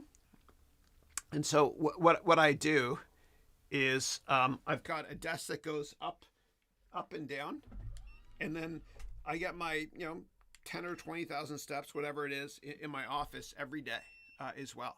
So I exercise while I work. Yeah. So anyway, try to work smarter and not harder that way. All right, let's go back here. And the software I'm using behind the scenes is called Wirecast. And it's like $500 a year, or you can get free software that does what I'm doing right here called OBS, which stands for Open Broadcast Software. But since it's free, it's like Linux kind of. It's techies love it, but it's harder to use. Yeah, but you can run on Windows and Mackie as well. Yeah. All right, let's see how the voting is going. 52 votes. Come on, more people got to vote. Social Network is still ahead of Billions for the next video I'm going to make at 38% versus 35% in industry and trading places. I will not be doing those. Great. So it looks like Social Network is going to win, but everybody's got to vote. Okay, and voting will close in about 20 minutes when I end this webcast. Okay. All right, and if anybody has questions about my WFH, meaning work from home, setup, just let me know, please. Thanks. Okay. All right, give me 1 second. Yeah, and for those of you that are thinking about joining my premium products, set up a call with me because I do daily Zoom calls. Every Monday, Tuesday, Wednesday, Thursday, Friday, daily group Zoom calls.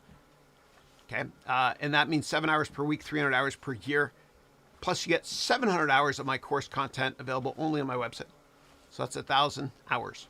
Yeah, plus one-on-ones if you want all that stuff. Plus an additional 300 hours per year if you join my MBA Degree Program, which starts Monday, January 26th. It's the 11th time I've done it. Classes are every Monday and Tuesday from 4 until 7 p.m. Pacific time. That's 6 hours per week, 300 hours per year. Yeah, it's a good deal. It's fun. I would do this for free. Okay. All right, let me see here. Okay. Does gold ever crash or crash in the past? Or will gold or silver likely be reduced their prices? Is it possible to anticipate prices of gold and silver? Absolutely. You can anticipate it in the long run, but you can't anticipate it in the short run. Just like you can't anticipate stocks in the short run either, because you get fooled by randomness. And that's why day traders is a loser profession. That's right, and I say it with love in my heart. Otherwise, can you name successful day traders that have been successful, that are alive today, that have been investing for decades and decades and decades? They don't exist. You got to be long-term focused. Yeah. But sure, gold can crash. It won't crash or be nearly as volatile as silver. Silver is more likely to crash. And silver will crash if there's an economic shock, some black swan event that leads the entire investing planet to believe that global GDP is going to pull back. Yeah. And I want you guys to always tell yourself with every asset class, every potential investment, fuck FOMO, meaning fear of missing out, because I can always buy it lower. Be patient. Okay. And what I want you to do is I want you to be a contrarian. And I want you to think like the best athlete of all time, Wayne Gretzky, who would say he's successful not because he skates where the puck is, but rather because he skates where the puck is going to be. And by the same token, I don't want you to invest in stocks that people like right now. I want you to invest in stocks or investments that people are going to like. Think about it. If you buy the same asset class or same stock or same investment that everybody already loves and everybody already owns, then from a psychology perspective, there's not that many investors out there to buy it and push it higher. Be a contrarian and watch your net worth take off. Okay. What will the superpower nation in 2050 look like when you'll be 80-something? Yeah. I think it'll be the United States still. Yeah. Capitalism works.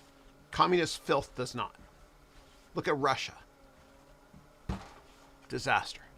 Yeah. And if some other country is going to give America a run for its money one day, I think it'd be India. I do. Yeah. But not in my lifetime. Yeah.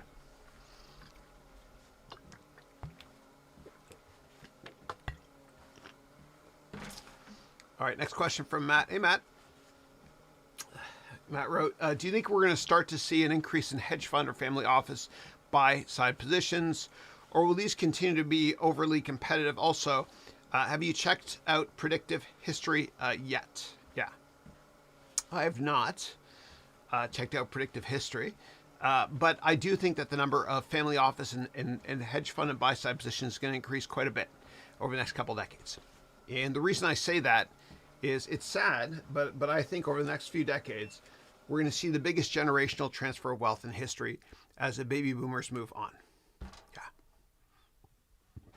And so that's why I think that wealth management is probably the best job you can possibly get. A lot of my clients, I've helped them get jobs in wealth management and start their own wealth management firms, raise capital, etc. Yeah. Okay.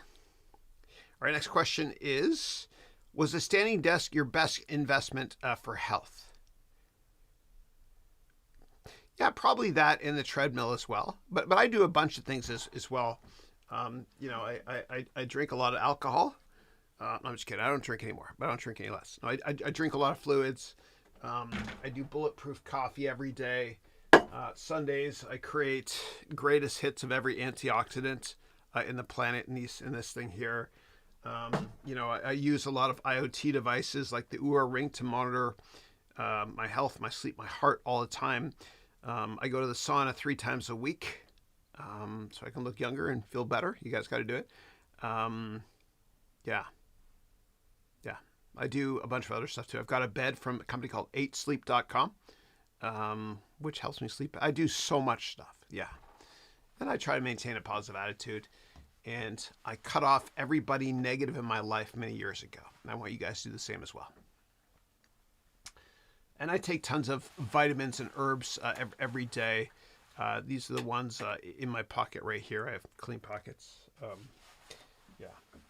But I'm sure that a lot of the herbs and vitamins I take,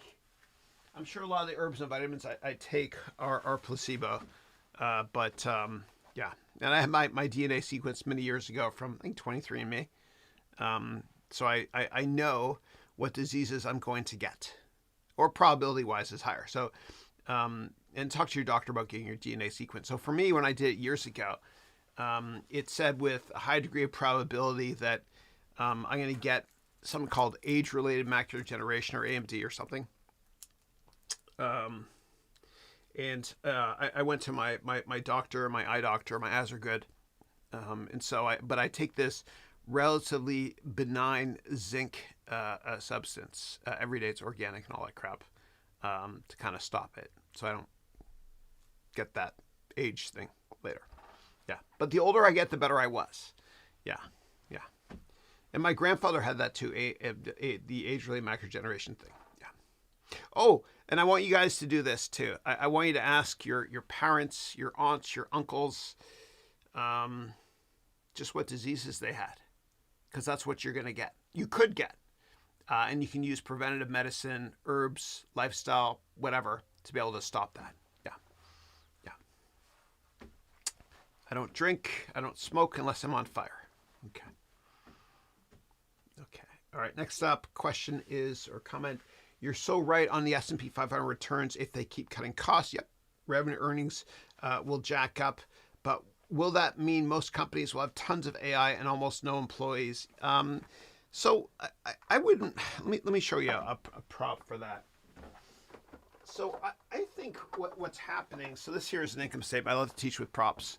Right now what we're seeing a lot of companies increase net profits, net income, by cutting expenses in G&A, okay, as well as a little bit in sales marketing, more on the marketing side. And then outsourcing a little bit more stuff to R&D. So if these red bricks expenses go down, then of course net income goes up. And I think the next phase is going to be companies starting to use AI to help grow the top line revenue.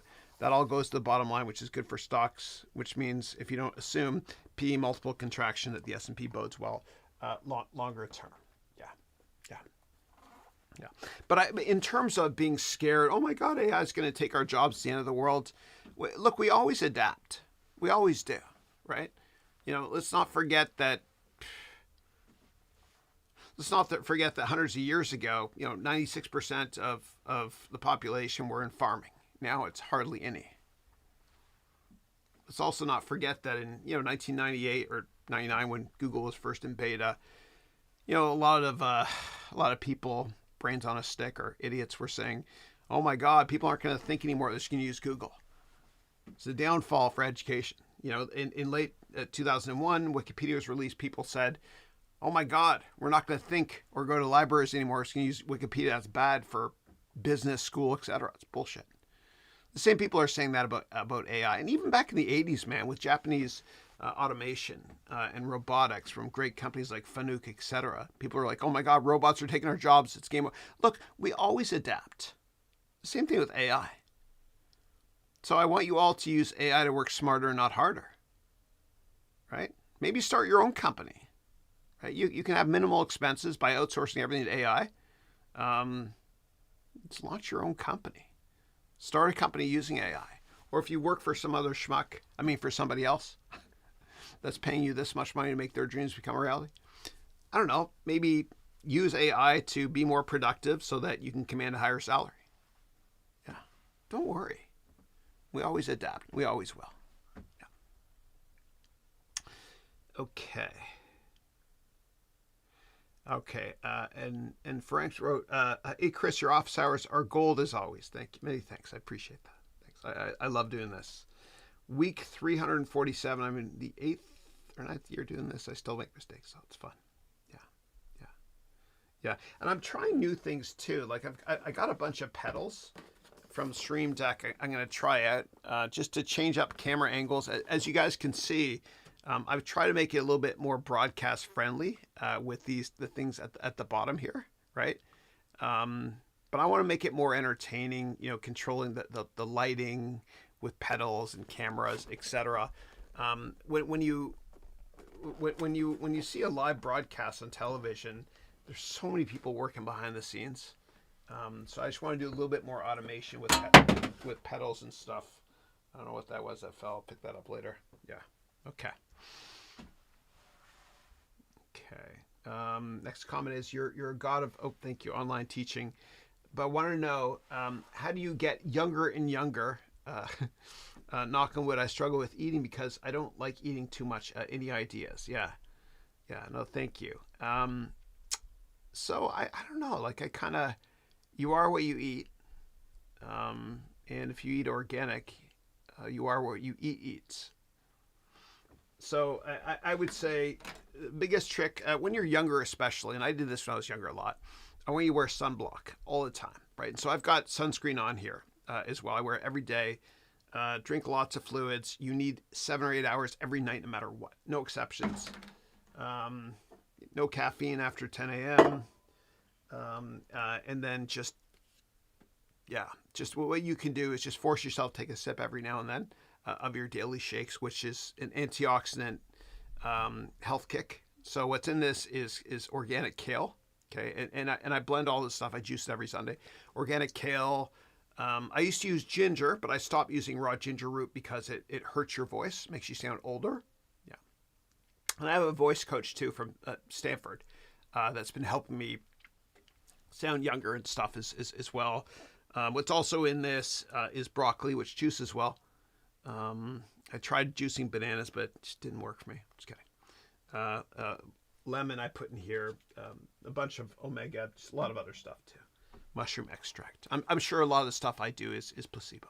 Yeah.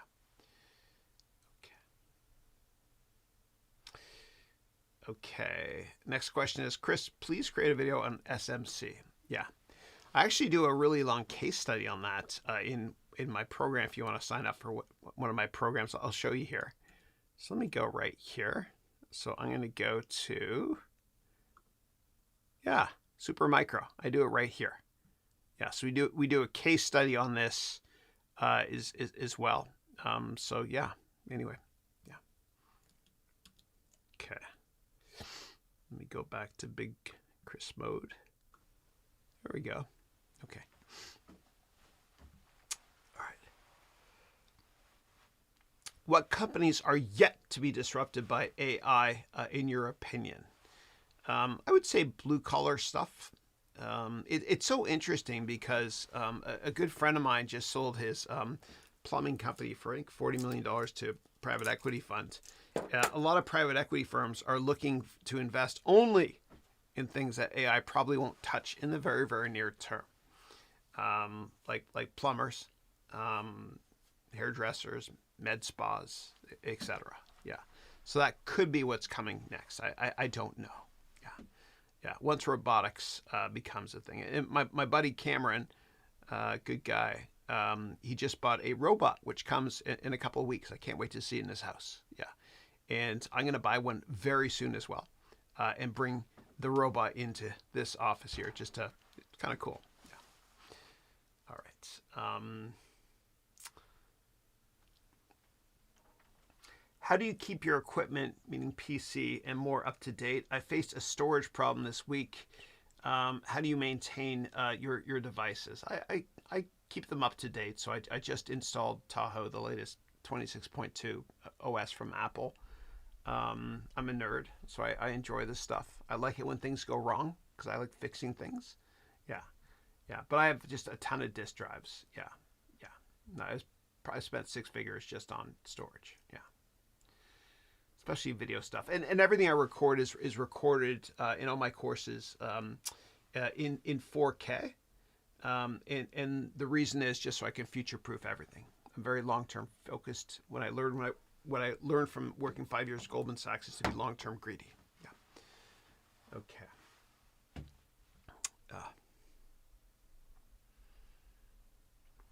Okay. As a high school student, I want to break into hedge funds and in future open my own fund. Very cool. Yeah. So what I would do in that case is network like crazy. Step 1, have an incredible LinkedIn profile. Step 2, set up informational meetings with people you have something in common with that run hedge funds. Step 3, show up to those meetings with one-page write-ups, and you can use my templates if you want. And you can always find out what stocks they own as well, because by law, if you manage over $100 million, every 3 months you have to disclose in what's called a 13F, a list of what stocks you own. So you know what they're going to ask you about once you get those informational meetings. So do write-ups on those. And when they ask you, say, actually, I have a write-up on that, right? Or if you notice that hedge funds have a little bit too much exposure to one sector, you can create short write-ups as well. Yeah. Okay.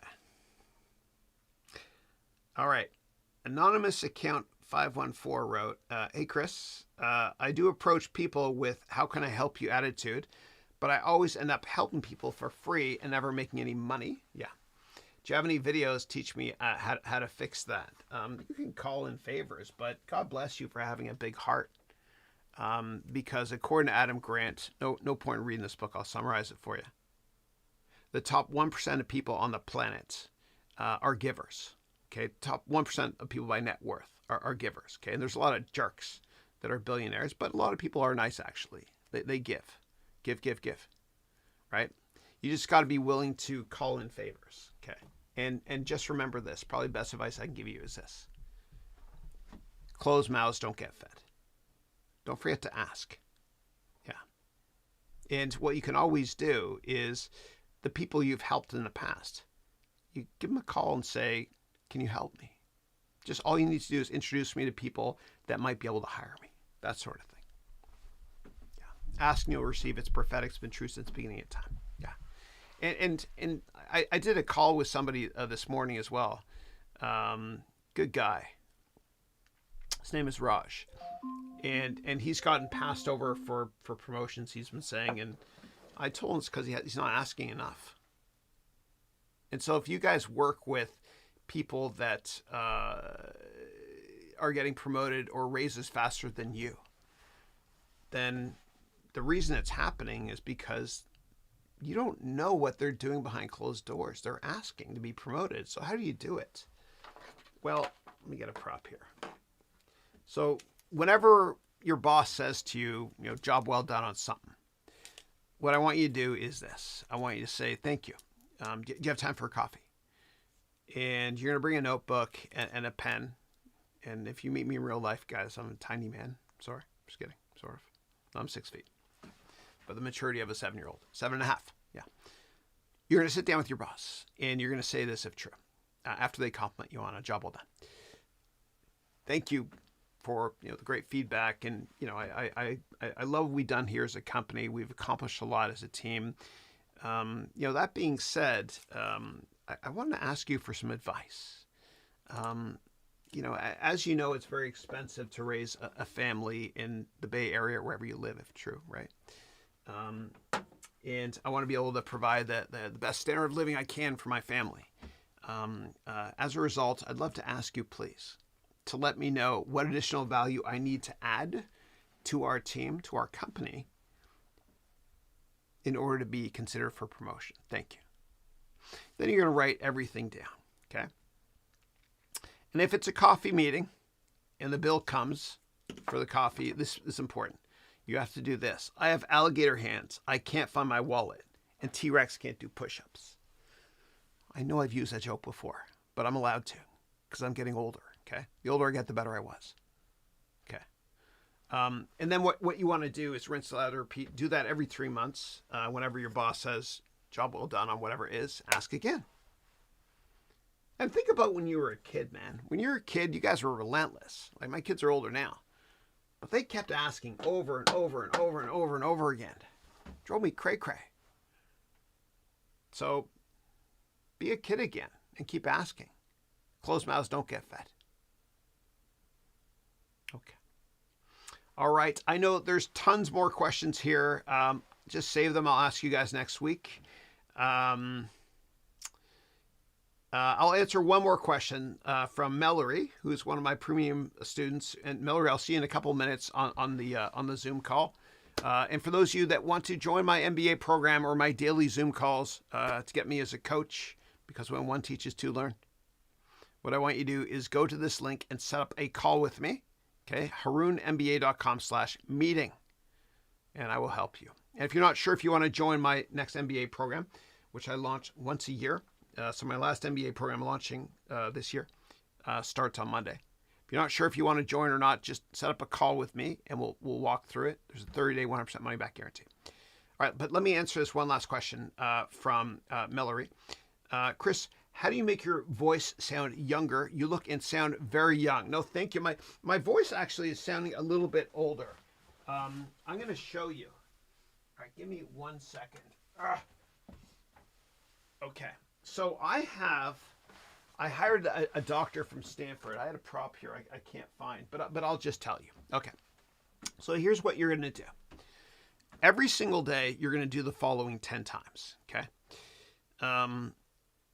You're going to do voice exercises. And I'm going to show you the voice exercises to do 10 times. Okay. And this is ridiculous. And I'm going to sound like a fucking moron, but I don't care. I just want to help you. And you don't sound old. You sound young. Okay. So the first thing you're going to do is you're going to roll your tongue. Okay. And you're going to inhale through your nose. Okay. So you got to try to breathe and speak from your diaphragm. Okay. So you inhale through your nose and you're going to do this 10 times. Okay. 10 sets of 10 throughout the day. Until you run out of breath. And then breathing through your nose, do it again. Then you're going to do the same exercise, but you're going to go low to high.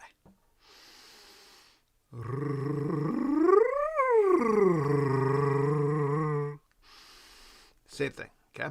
Then you're going to do those same 2 exercises, but blowing in water, okay? And obviously you can't do the thing, but okay, with a straw. And then, okay, don't force it. Don't go too hard. Okay, guys, I got to wrap this up. I will see you guys all next webcast. All right, thanks. And for those of you that are in my premium products, I'll see you right now on Zoomy. Thanks. God bless you.